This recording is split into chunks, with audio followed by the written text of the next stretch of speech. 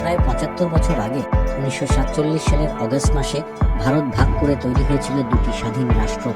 লক্ষ লক্ষ মানুষ সেদিন ছিন্নমূল হয়েছিলেন, ভেঙে গিয়েছিল অনেক পরিবার। মুর্শিদাবাদের বাসিন্দা মাকসুদুজ্জামানের বাবা ভারতে চলে এসেছিলেন ঠিকই, কিন্তু পরে তার দাদারা আবার ফিরে যান পূর্ব পাকিস্তানে। ঢাকায় আছে ৩ ভাই, একটা ছোট ভাই, 2 দাদা। ভারত ভাগ না হলে তো আমরা এক জায়গায় থাকতাম, যে কোনো রাষ্ট্রেও যদি অন্য এতেও থাকতাম, তাও তো আমাদের যাওয়া আসাটা সহজ হতো। পাসপোর্ট ভিসার যে ঝামেলা, এটা তো থাকতো না। ১৯৪৭ সালের ৩রা জুন, যেদিন তৎকালীন বড়লাট লর্ড মাউন্টব্যাটেন ভারতের ক্ষমতা হস্তান্তরের ঘোষণা করছেন, তার বেশ কয়েক মাস আগের কথা। কংগ্রেসের কেন্দ্রীয় ওয়ার্কিং কমিটি থেকে সদ্য পদত্যাগ করা শরৎচন্দ্র বসু, সেই সময় প্রদেশের প্রধানমন্ত্রী হুসেন শহীদ সোহরাওয়ার্দী, কমিউনিস্ট নেতা আবুল হাশেম সহ বেশ কয়েকজন নেতা চিন্তাভাবনা করছিলেন যে কি করে বাংলাকে দ্বিখণ্ডিত হওয়া থেকে বাঁচানো যায়। তারা যৌথভাবে তৈরি করলেন ইউনাইটেড বেঙ্গল প্ল্যান বা যুক্ত বঙ্গ প্রস্তাব। তারা চেয়েছিলেন পূর্ব বাংলা আর পশ্চিম বাংলা সংযুক্ত হয়ে একটি স্বাধীন সার্বভৌম রাষ্ট্র হোক।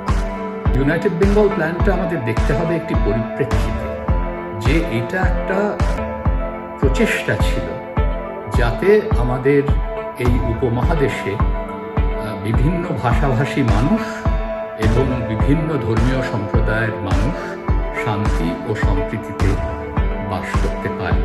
এপ্রিল মাসেই তারা মোহাম্মদ আলী জিন্নাহর সমর্থন পান, আর তারপরে মহাত্মা গান্ধীর সঙ্গে বেশ কিছু কথাবার্তা হয় মে মাসে, এবং প্রথমে গান্ধীজি এই প্রকল্পে সমর্থন করেন।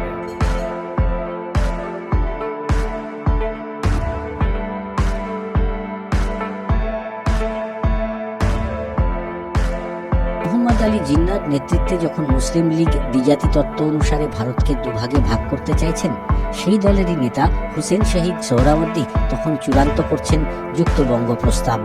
তার যে রাজনীতি, সে রাজনীতি মুসলিম লীগ হলো, বাংলা নিয়ে তার রাজনীতি ছিল। তো সেখানে মুসলিম লীগ হলো, যখন দেখলেন যে বাংলা পাকিস্তানের দিকে চলে যাচ্ছে পুরোপুরি, বা ভারতের দিকে চলে যাচ্ছে, সেটাতে তার আপত্তি ছিল, এবং বাঙালির জাতীয়তাবাদে তিনি বিশ্বাস করতেন। মুসলিম লীগ হলেও এই কারণে কিন্তু ইউনাইটেড বেঙ্গল তিনি চেয়েছিলেন। মোহনদাস করমচাঁদ গান্ধী ১৯৪৭-এর ৯ মে কলকাতায় আসেন। ট্রেন থেকে নেমেই সরাসরি চলে গিয়েছিলেন কলকাতার কাছে সোদপুরের খাদি প্রতিষ্ঠানে, যেখানে তিনি একাধিকবার দীর্ঘ সময় কাটিয়েছেন। সেখানেই একের পর এক নেতার সঙ্গে তিনি যুক্তবঙ্গ প্রস্তাব নিয়ে আলোচনা সেরেছিলেন। তিনি আসবার কিছুক্ষণের মধ্যেই শরৎচন্দ্র বসু খাদি প্রতিষ্ঠানে এসে উপস্থিত হন এবং তাকে যুক্তবঙ্গের প্রস্তাবের যে বিভিন্ন দিকগুলো বিস্তারিতভাবে তার সঙ্গে আলোচনা করেন। ৯ তারিখের পর ১০ তারিখেও কিরণ শঙ্কর রায়, আবুল হাশেম এবং শরৎচন্দ্র বসু তারা এই প্রস্তাব নিয়ে তার সঙ্গে আলোচনায় বসেন, এবং পরবর্তীকালে এই আলোচনাতে সোহরাওয়ার্দী তিনিও এসে অংশগ্রহণ করেন।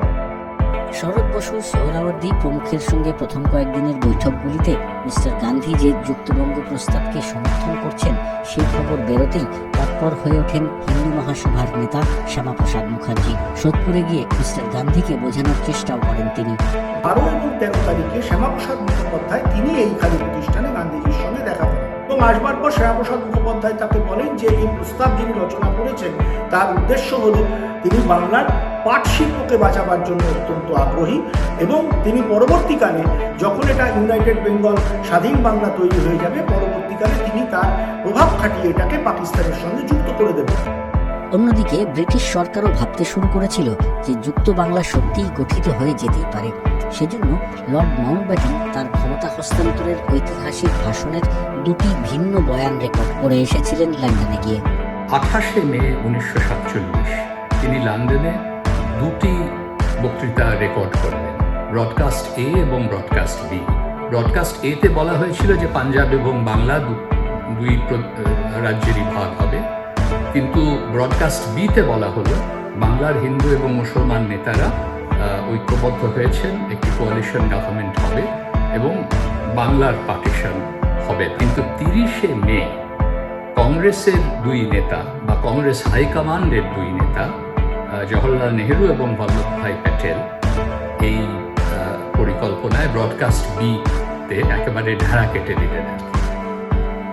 কংগ্রেস সভাপতি জে.বি. কৃপালানি, জওহরলাল নেহেরু, বল্লভভাই প্যাটেল বা বঙ্গীয় প্রাদেশিক কংগ্রেসের সংখ্যাগরিষ্ঠ নেতা যুক্ত বাংলার ঘোরতর বিরোধিতা করেছিলেন। তাদের স্পষ্ট অবস্থান ছিল পাঞ্জাব আর বাংলাকে ভাগ করাই শ্রেয় হবে। বাংলা ভাগ করার দাবিতে হিন্দু মহাসভাকেও কংগ্রেস নেতারা পাশে পেয়ে গিয়েছিলেন। শুধু যে কংগ্রেসের হাইকমান্ড যুক্ত বাংলার পক্ষে সায় দিতে বেঁকে বসেছিল তা নয়।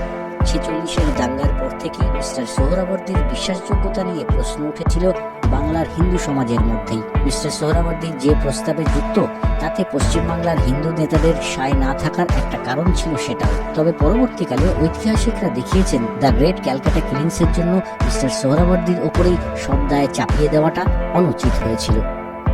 46-এ যে দাঙ্গা 16 আগস্টে, সেই দাঙ্গাতে মানুষ ভয় পেয়ে গেছিল।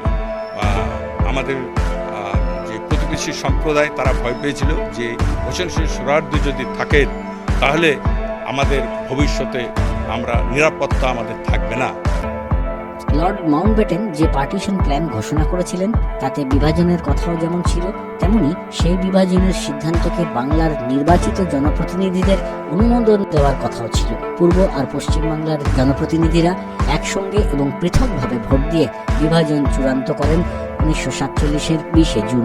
দুই বাংলার প্রতিনিধিরা যৌথভাবে যখন ভোট দেন তাতে বিভাজনের বিরুদ্ধে গিয়েছিল ফলাফল। তবে পশ্চিমবাংলার জনপ্রতিনিধিরা আলাদাভাবে ভোট দেন বাংলা ভাগের পক্ষে।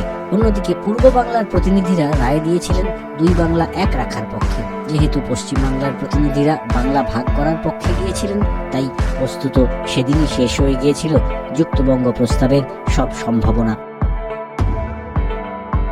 জনমত 24 টিভি।